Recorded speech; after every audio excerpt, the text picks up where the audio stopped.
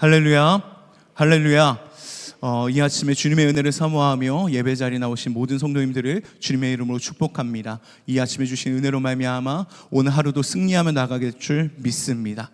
베드로전서에서의 베드로는요, 이 땅에 살아가는 모든 성도들에게 위로와 도전을 줍니다. 바로 우리의 구원받은 우리의 삶을 하나님께서 지키신다는 것이죠. 구원받은 우리의 삶을 하나님께서 지키신다는 것입니다. 결국 우리의 구원은 하나님께서 이루시기에 우리의 시선이 썩지 않고 더럽지 않고 사라지지 않는 하늘의 유업을 향해 함을 베드로는 계속해서 말씀하고 있습니다. 그때까지 하나님의 철통 같은 보호하심이 우리를 지키시는 줄 믿습니다. 우리의 믿음을 지키신다는 것입니다. 여러분, 이것만큼 우리에게 큰 위로가 있을까요? 여러분, 베드로 전서의 말씀 보니까 금도 불로 연단하여져 결국 사라진다고 합니다. 그러나 우리의 믿음은요, 없어질 금보다 더 귀하며 이 믿음을 통하여 영광과 찬송을 받으시는 하나님이심을 고백하는 우리 모두가 되기를 간절히 소망합니다. 그래서 베드로전서 1장 14절 15절은 이렇게 고백합니다. 함께 선포하겠습니다. 순종하는 자녀로서 여러분은 전에 모르고 쫓았던 욕망을 따라 살지 말고 여러분을 불러주신 그 거룩하신 분을 따라 모든 행실을 거룩하게 하십시오. 아멘. 하나님의 말씀에 순종하는 자로서, 그리고 하늘의 유업을 잇는 자로서 우리는 어떤 삶을 살아야 합니까? 이전과는 다른 삶을 살아야 된다는 것을 말하고 있습니다. 우리가 부지중에 쫓았던 욕망조차 버리고 우리를 구원하신 거룩하신 하나님을 따라 거룩한 삶을 살아야 된다고 말씀하고 있습니다. 그렇습니다. 사랑하는 여러분, 구원받은 하나님의 자녀의 삶은 달라야 된다는 것입니다. 우리의 삶은 달라야 된다는 것이죠. 이전에 베드로전서 2장 마지막 부분에서 악한 주인으로부터 당하는 부당하고 억울한 고난에 대해 하나님을 생각하면서 참는 이 몸종의 순종이 성도의 선행이라는 것을 함께 나누었습니다. 놀라운 것은요, 우리가 세상에서 그런 부당함과 억울함 속에서 선으로 악을 갚는 은혜를 드러내기 위해서 우리가 부름받은 존재라는 사실을 베드로는 말하고 있다는 것입니다. 그렇습니다. 예수님을 믿는다는 것, 그리고 구원을 받았다는 것은 이제 다른 삶을 살아가도록 결단하는 것입니다. 이제 우리는 다른 삶을 살아가도록 결단하는 것입니다. 예수님을 믿으면 어떠한 고난과 어려움이 사라지고 잘 될 것이라는 생각을 가진 사람들에게 예수님을 믿으면 오히려 억울함과 부당함을 겪게 된다는 이런 성경의 말씀이 정말 충격적이지만 이 말씀이 진리라는 사실을 계속해서 말씀하고 있습니다. 그렇습니다. 3장에서도 이 말씀이 이어지고 있는 것입니다. 믿지 않는 악한 주인의 횡폭 속에 있는 사환에서 이제 믿지 않는 남편에게 어려움을 겪고 있는 아내의 입장으로 무대와 대상은 바뀌었지만 이 적용해야 될 신앙의 원리는 동일하게 억울함과 부당함을 참고 순종하라는 것과 같은 것이랍니다. 그래서 본문 1절은 이렇게 말씀합니다. 베드로전서 3장 1절 말씀을 함께 선포합니다. 아내가 된 이와 같이 여러분은 자기 남편에게 순복하십시오. 그리하면 비록 말씀에 복종하지 않는 남편일지라도 말을 하지 않고 아내 여러분의 행실로 말미암아 구원을 얻게 될 것입니다. 아멘. 어떻게 말씀합니까? 아내들아, 이와 같이 자기의 남편에게 순종하라고 말합니다. 그냥 순종하라가 아닙니다. 그 앞에 이와 같이라는 말이 붙습니다. 앞서 이미 다루었던 인간의 모든 제도를 주를 위하여 순종하라는 말씀, 그리고 사환들도 범사의 하나님을 두려워함으로 주인에게 순종하는 말씀과 같이 아내들도 남편에게 순종하라는 것입니다. 이 말씀을 이 시대 가운데 우리는 어떻게 이해할 수 있을까요? 아내들에게 남편에게 순종하라고 했을 때 일방적으로 굴종의 구석으로 몰아넣는 이 강요와 같은 것으로 볼 수는 없다라는 것입니다. 무조건적인 복종을 요구하는 윽박지름도 아니라는 것이지요. 믿지 않는 남편의 구원을 위한 선교적 차원의 권면이라고 우리는 보아야 합니다. 이런 순종의 태도는요, 성령의 통치 아래 있을 때 자연스럽게 맺히는 이 신앙의 가장 기본적인 열매가 되기 때문입니다. 하나님의 복을 누리는 삶의 가장 기본적인 신앙의 태도는 무엇입니까? 바로 순종이라는 것이죠. 바로 순종이라는 것입니다. 하나님 말씀에 순종하는 삶이 하나님 나라의 풍성함을 누리게 되기 때문입니다. 본문의 시대적 배경에는요, 아내는요 무조건 남편의 종교를 따라가야 하는 시대였습니다. 이 아내에겐 선택권이 없습니다. 남편의 종교에 따라가야 하는 그런 시대였습니다. 그런 상황에서 아내가 예수님을 믿고 남편의 종교를 따르지 않게 되었다면 그것 자체가 어쩔 수 없는 불순종이라는 것이죠. 믿지 않는 남편의 입장에서는 예수를 믿는다고 남편의 종교를 거부하는 아내가 곱게 보이지는 않았을 것입니다. 여기에 또 불순종을 더하면 어떻게 될까요? 남편의 구원을 포기하는 것과 같다는 것이죠. 오늘 본문은 믿지 않은 남편과 함께 사는 믿는 아내들에게 그렇게 하지 말고 남편에게 순종하여 아내가 믿는 이 기독교 신앙에 대해 다시 생각할 수 있는 기회를 제공하고 남편을 믿음으로 이끌도록 하는 이 요청이라는 것입니다. 즉 이는 혹 말씀을 순종하지 않는 자라도 말씀을 순종하지 않는 자라도 말로 말미암지 않고 그 아내의 행실로 말미암아 구원을 받게 하려 함이라라는 이 말씀을 하면서 선교적 차원에서 이 말씀을 설명하고 있다는 것이죠. 믿지 않는 남편을 구원하기 위해 순종하라는 것은 성령의 능력이 아니면 불가능하다는 것입니다. 성령의 능력이 아니면 이것 자체가 불가능한 겁니다. 그렇다고 포기하면 그의 구원을 포기하는 것과 같다는 것을 우리는 기억해야 됩니다. 그런데 이 말씀을 선교적 차원에서 아내의 순종을 말하는 이 구절을 믿지 않는 사람과 결혼을 정당화하는 변명으로 사용되는 말씀으로 사용해서는 또한 안 된다는 것입니다. 1절 말씀에 주목해야 될 것은요, 말씀을 순종하지 않는 자라도 말로 말미암지 않고 그의 아내의 행실로 말미암아 구원을 얻게 하려 한다는 이 부분에 있다는 것입니다. 말과 행실이 대조되고 있다는 것이죠. 말로 말미암지 않고 행실로 말미암아 구원을 얻게 하라는 말씀이 또한 아니라는 것입니다. 이 말씀은요, 말로 복음을 전하라는 말씀 또한 아닙니다. 그렇습니다. 우리는 항상 입술의 말로 복음을 전해야 하기도 합니다. 또한 입술로 전하기에 힘을 써야 됩니다. 그러나 지금 이 남편은 어떤 남편입니까? 이미 복음이 전해졌음에도 적극적으로 복음을 거부하고 있는 남편입니다.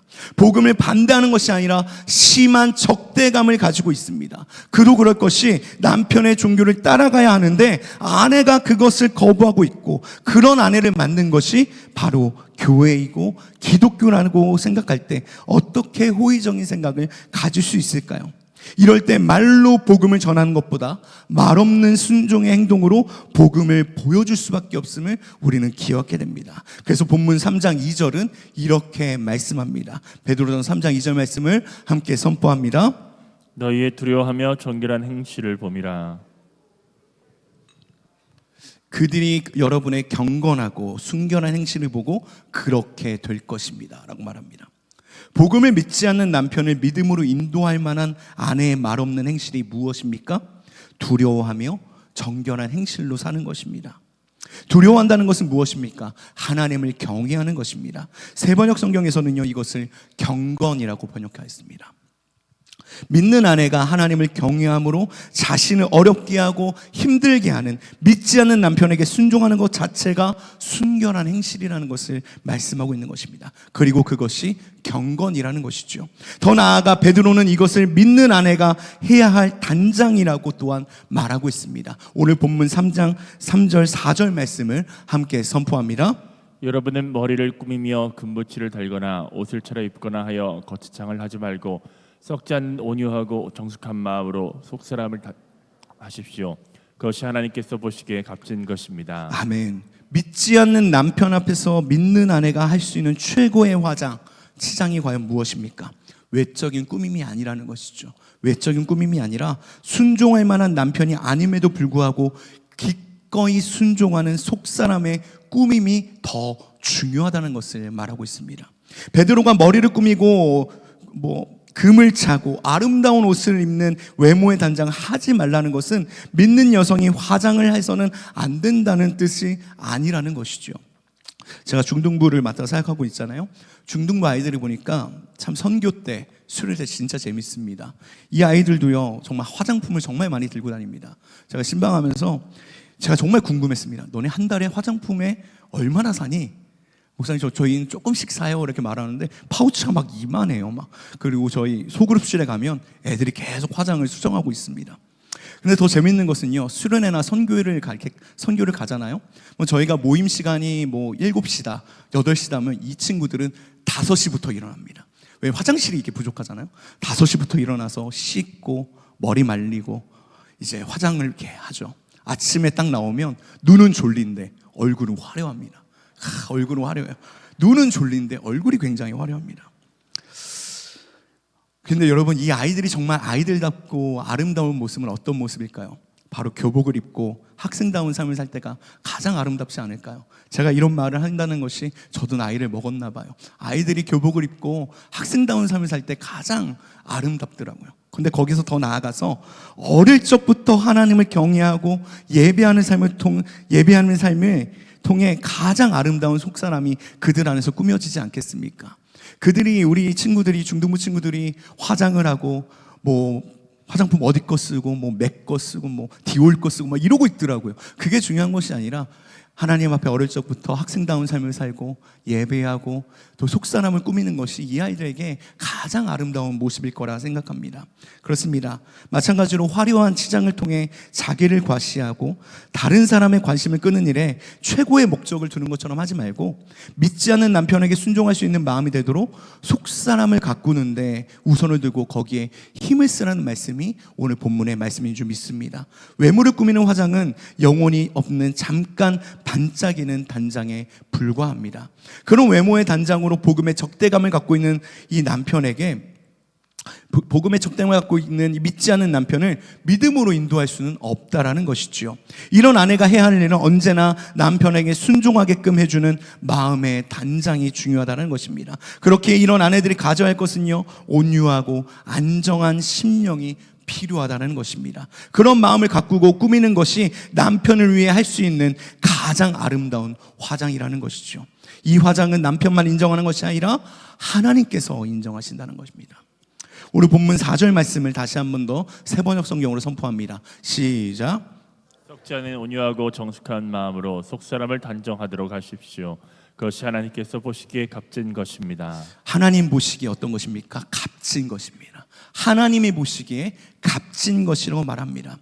예수 믿는 사원이 악한 주인에게서 부당하고 억울한 고난을 당할 때 하나님을 생각하면서 참는 것이 하나님 앞에 아름다운 것이라고 한 것처럼, 믿지 않는 아내가 믿지 않는 남편에게 괴로움을 당하면서도 온유하고 안정된 심령으로 순종하는 것은 하나님 앞에 값진 것이라는 것입니다. 하나님 앞에 값진 것이라는 것입니다. 그것을 하나님이 기뻐하신다는 것이죠. 여러분, 이렇게 생각해 볼까요? 악한 주인에게 부당한 고난을 당하는 사환이나 믿지 않는 남편을 만나 어려움을 겪는 아내나, 사실은 자기가 원해서 그렇게 된 사실이 아닙니다. 자기가 원해서 그렇게 된 것이 아니라는 것이죠. 하나님께서 그들에게 맡기신 역할이라는 것입니다. 하나님이 그들에게 맡기신 역할이라는 것이죠. 부당함과 억울한 상황을 만날 때 반드시 하나님의 주권을 생각해야 된다는 것입니다. 태어나 보니까 원치 않는 부모에게 태어났습니다. 하나님의 절대적인 주권이라는 것이죠. 왜 나의 부모는 왜 이런 부모인가 하는 억울함과 부당함을 가지기 전에 이런 부모님 밑에 태어나게 하신 하나님의 뜻을 우리는 생각할 수 있어야 된다는 것입니다. 여러분, 감독이요, 영화를 찍을 때 각본을 쓰고 찍을 때 그냥 찍지 않죠. 그 각본에 가장 어울리는 배우를 섭외하고 그 배우를 찾아서 역할을 맡깁니다. 영화를 찍으면서 감독이 최고로 기분 좋을 때가 그렇다면 어떤 때일까요? 자기가 맡긴 이 역할의 배우가 그 역할을 잘 소화할 때 감독이 가장 기분이 좋지 않을까요? 그러면서 역시 내가 보는 눈이 있었어. 그래, 내 선택은 탁월했어. 이런 생각을 하지 않겠습니까? 제 인생에 가장 인상 깊었던 영화는요, 클래식이라는 영화입니다. 제가 중학교 때 봤던 영화인데 이 영화가 너무나도 좋아서 제 컴퓨터로 한 수십 번을 돌려봤던 기억이 납니다. 제가 외모는 좀 이렇지만 이런 멜로와 이 잔잔하고 감동적인 거 굉장히 좋아합니다. 그래서 이 클래식이라는 영화를 이렇게 보니까요, 어떤 장면이 저는 너무 좋았냐면, 이 영화에서 주인공인 이 조승우 배우가 전쟁 중에 눈을 실명합니다. 그리고 이제 시간이 지나서 여자 주인공인 손예진을 만나러 어떤 이 레스토랑에서 만나게 됩니다. 근데 이 조승우라는 이 배우가 자신이 눈이 실명한 것을 들키고 싶지 않아 어떻게 하냐면, 그 전에 미리 와서 어디에 무엇이 있는지 관찰하고 준비하는 모습을 보여줍니다. 그런데 그가 눈이 보이지 않는 것을 발견한 손예진이 어떻게 말하냐면, 눈물을 흘리면서 이렇게 말합니다. 너 지금 내가 눈물 흘리는 거 안 보여? 너 지금 눈물 흘리는 거 안 보여? 하면서 막 펑펑 울어요. 제 마음도 같이 울었어요. 그렇게 같이 울었어요. 저는 이 장면을 보면서 이 조승우 배우가 정말 연기를 잘하는구나. 어떻게 저렇게 연기를 잘하지? 정말 잘하는구나. 저 역할을 소화하기 위해서 얼마나 자신을 돌아보고 단련했을까 하는 생각이 있었습니다. 그렇습니다. 이 부당한 대우를 받는 사원이나 믿지 않는 남편을 만난 아내는 왜 이런 억울함을 해야 하는가라는 생각이 들 때 이 부당함과 억울함이 감독 대신 하나님이 맡기신 나의 배역일 수 있다는 생각을 해야 된다는 것입니다. 마태복음 6장 25절에 목숨을 위하여 무엇을 먹을까, 무엇을 마실까, 몸을 위하여 무엇을 입을까 염려하지 마라라는 말씀이 있습니다. 그리고 32절에는 이는 다 이방인이 하는 것이라 너희 하늘 아버지께서 이 모든 것이 너에게 있어야 할 줄을 아시느니라 라고 주님께서 말씀하십니다. 무슨 뜻입니까? 하나님의 자녀는요, 자신이 자기 목숨과 존재를 만들고 유지하지 못하며 책임지지 못한다는 것을 아는 사람들이라는 것이에요. 하나님의 자녀는 내 스스로 내 삶을 책임질 수 없다는 것을 아는 사람들이라는 것이에요. 우리의 생명을 보호하고 유지하는 것은 하나님의 책임이라는 것을 고백하는 것이 바로 하나님의 자녀들이라는 것이죠. 왜냐하면 하나님이 우리를 부르셨고요, 우리를 구원하셨고요, 우리의 구원을 이루시기 때문에 하나님께서 우리의 삶을 책임지시는 줄 믿습니다. 그렇다면 우리의 책임은 무엇이겠습니까? 내 목숨을 내가 유지하고 보존하는 것이 아니라 하나님께서 주신 생명의 목적을 다하는 것이 우리의 책임이라는 것이죠. 우리의 책임입니다. 이 모든 것이 우리에게 있어야 할 것을 이미 아시는 하나님이시기에 하나님께서 책임져 주실 줄 믿고 하나님께 맡기고 생명을 주신 하나님의 의도대로 그 책임을 다하는 것이 마땅하다라는 것입니다.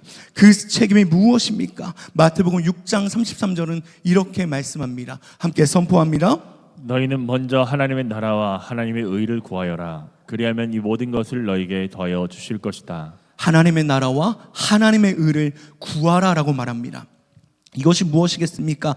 하나님의 통치에 순종하며 말하는 것입니다. 하나님의 통치에 순종함을 뜻하는 것입니다. 내가 원하는 대로 살지 않고 하나님이 원하시는 삶을 살아가는 것을 말하는 것입니다. 나라는 존재가 하나님의 통치 안에 순종하고 있을 때 가장 복되고 가장 영광스럽다는 것을 드러내는 것이 우리의 책임이라는 것입니다.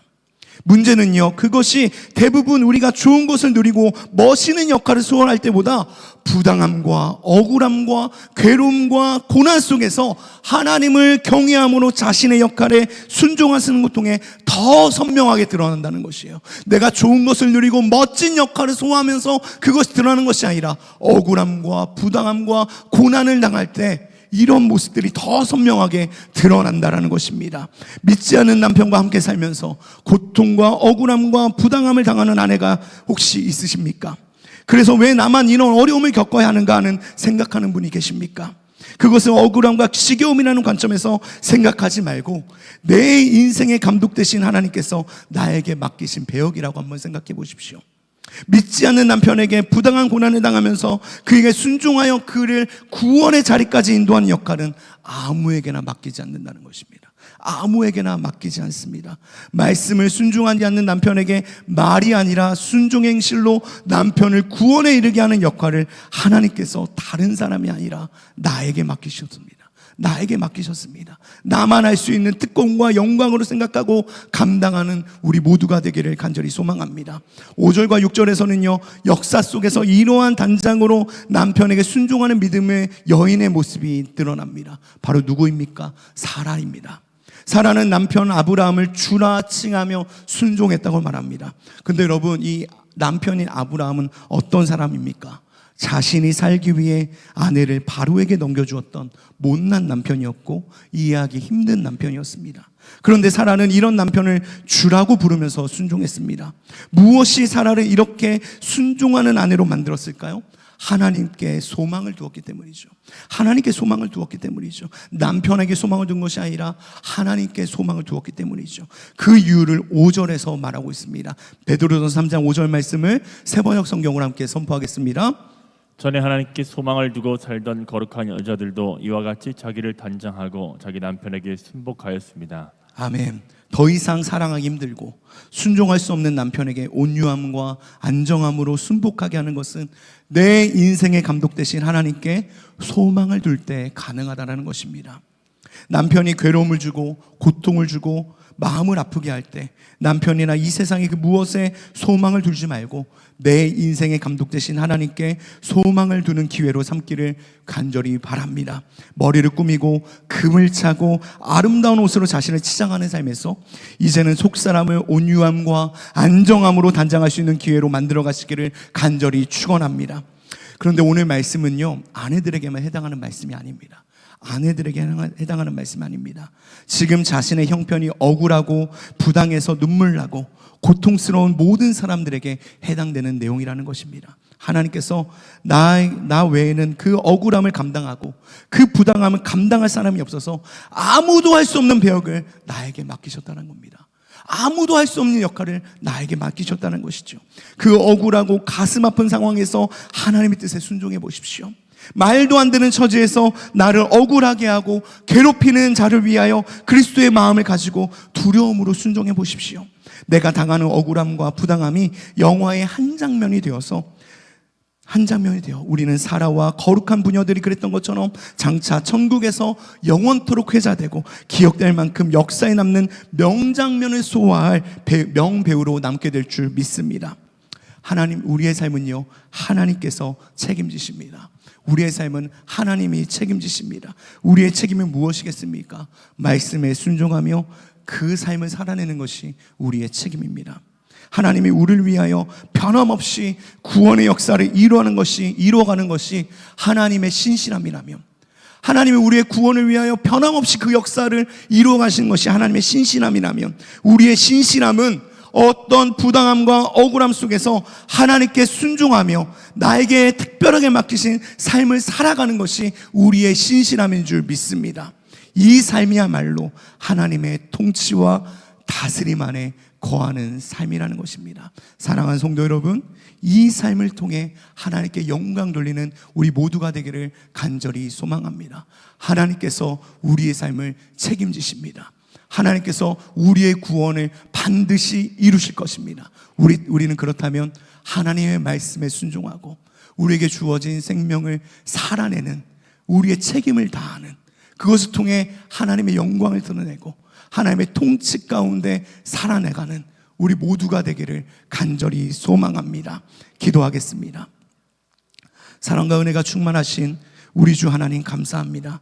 예수님을 믿고 구원을 받은 삶은 잘 되는 삶만이 아니라 그 앞에 고난이 있음을, 그리고 부당함과 억울함 또한 있음을 기억하게 하여 주옵소서. 이 삶을 통해 하나님의 다스림 가운데 살아가게 하시고 내 생명과 삶이 내가 책임지는 삶이 아니라 하나님이 책임지시는 인생임을 고백하는 삶이 되게 하여 주옵소서. 순종할 수 없는 상황 가운데서도 순종할 수 있는 믿음을 더하여 주시고, 이 삶이 하나님이 허락하신 삶이며 그럼에도 우리의 믿음을 하나님의 철통 같은 보호하심으로 오늘도 나와 함께 하시고 지키시는 하나님을 의지하는 삶이 되게 하여 주옵소서. 성령께서 함께 하시어 성령의 능력으로 오늘 하루 승리하며 나아가게 하여 주옵소서. 이 모든 말씀 우리를 구원하신 예수 그리스도의 이름으로 기도드립니다.